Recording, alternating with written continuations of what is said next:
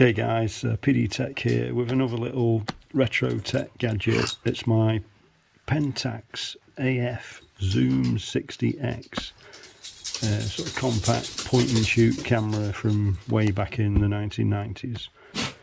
And I'm trying to find a cheap alternative to the cult Olympus Mu, the MJU camera. I've had a couple of them. I bought the original MJU way back in the 1990s, and I just sold my MJU2 Zoom 170 that I picked up actually second hand on eBay just at the start of when digital was coming out.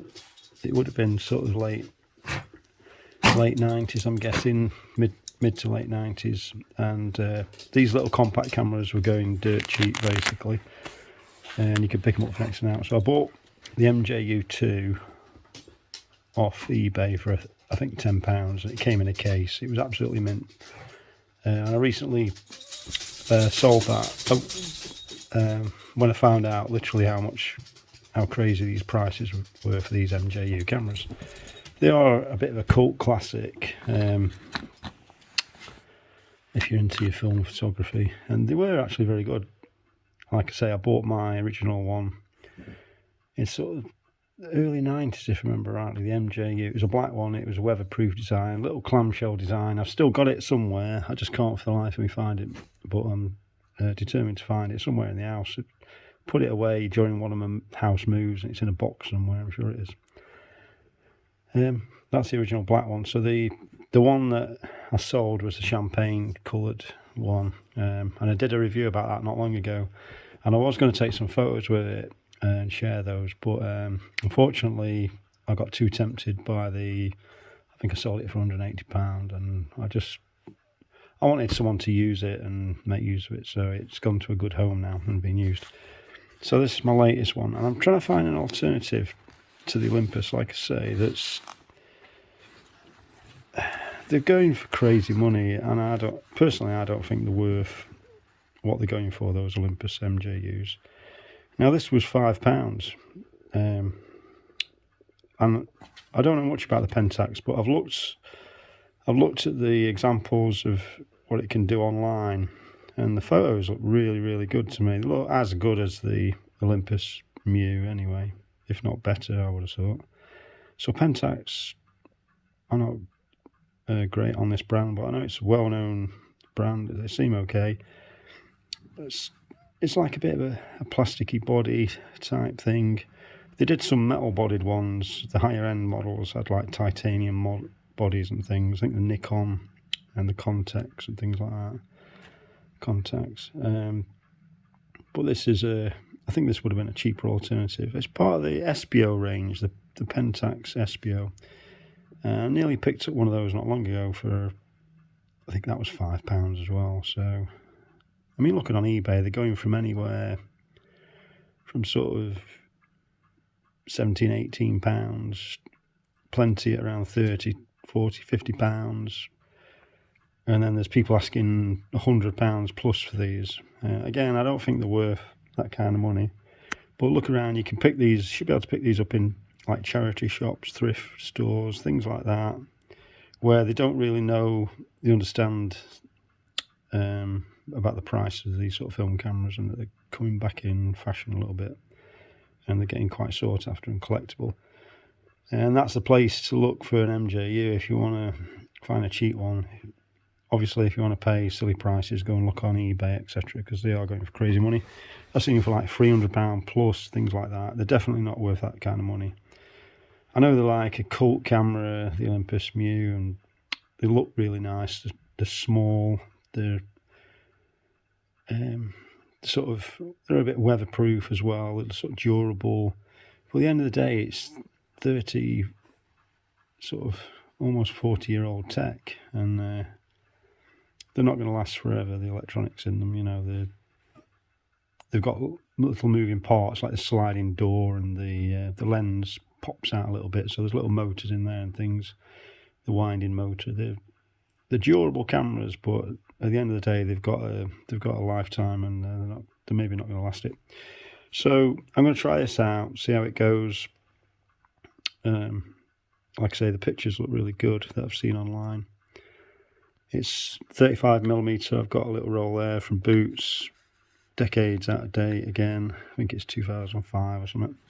It takes these two CR123A batteries. So I think the MJU takes one of these, so this takes two. Now I just sold, the last one I reviewed on here was my Olympus, what was that, I think that was an AFLT. I'll put a little link up there at the top of the screen, show you that review. Again, I picked that up really cheap. It was almost free. It was in a bundle of old camera stuff that I picked up in a box. It was basically free. The box was 20 quid, and there was a really nice SLR camera in there, film SLR camera, really nice lens on it. I sold that for £40. There was a lot of film developing stuff in there, little film loading machine and film developing stuff, and I sold that for £25 or something. So basically that little Olympus, I think it was an AFLT, it was like basically the same as a Yashica T. I basically got that free. It was absolutely mint. It's a sort of 1980s camera, and it looked like it had hardly been used. It was absolutely mint. It was in its original case and everything, and I sold that for £80, and I didn't even get to use it. So I'm sort of selling these as quick as I'm picking them up. I'm selling them before I get to use them, you know. And I had every intention of running a couple of rolls of film through that Olympus, but I never got the chance. So hopefully, this one's actually up for sale. I'll put it on for £50, but I'm going to try and use it before I actually sell it. So it's got this interesting 38mm to 60mm zoom, hence the name. I think in the States these are called the IQ zoom. They come under the SPO range. It's got automatic flash, automatic exposure, automatic everything on this. Automatic focus. It focuses from 0.6 meters to infinity, so that's quite close really. That's like 60 centimeters. It's got takes film of ISO range of ISO 50 to ISO 1600, which is not quite as high as that last Olympus I had. That was 3200 it went up to, I think that. But it won't accept non-DX coded film, so it's got to be DX coded apparently on this camera. It's got a 10-second timer on it. That's a quick zoom button there, look. It's got a little LCD panel. It's got your various modes. It can take 2 shots, I think. That's your zoom lever there. It's got the frame count on there, as well as what modes you're in and stuff. Little buttons on the top.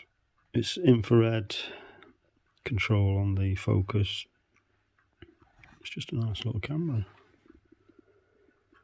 Nothing on that side. There's your backdoor release. That's your viewfinder, where you can see your film window. That's your zoom. Nothing under there is your tripod mount. That's your little battery compartment. You just take a little screw thing, that's why I grew my thumbnail big actually, so I can just use it as a little screwdriver. So that's where your 2 batteries live in there. It's a bit chunky, a bit clunky feeling. The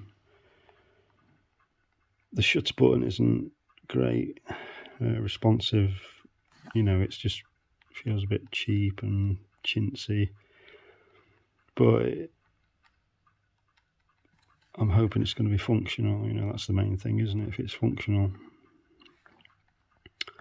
So I've not even powered this up yet, so that's the next thing I'm going to do, try powering it up. It can, I don't know what that one does.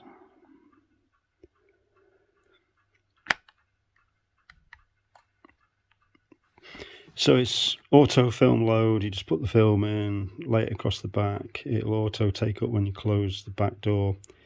Auto advance when you take a picture, and then auto rewind at the end. And you can also do a mid-roll rewind.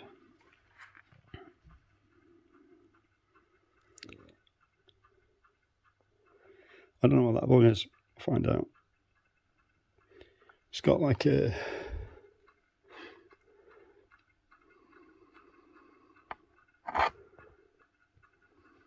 You can see through the shutter. It's got like a little framing marks, you see, when you look through the viewfinder. So I presume one mark is when you zoomed in and one's when you zoomed out. So I'm looking forward to trying to use this and seeing what I can do with it. Hopefully I'll show you the results as well. So just a quick look at that. And hopefully make a bit of money on it as well, because everything I make on these cameras all gets powered back in the channel.